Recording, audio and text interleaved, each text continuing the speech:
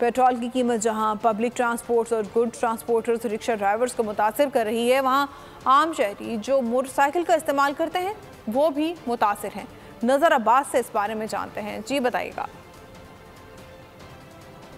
जी बिल्कुल, पेट्रोल की कीमतों से जहाँ पे पब्लिक ट्रांसपोर्ट, गुड्स और रिक्शा ड्राइवर जो है वो हो रहे हैं, वहाँ पे एक आम शहरी जो मोटरसाइकिल का इस्तेमाल करता है अपने ज़ाती इस्तेमाल के लिए, वो भी मुतासिर हो रहे हैं। हम इनसे बात करते हैं। हमारे साथ एक शहरी मौजूद है, वो किस तरह पेट्रोल की कीमतों से मुतासिर हो रहे हैं। जी बताइएगा।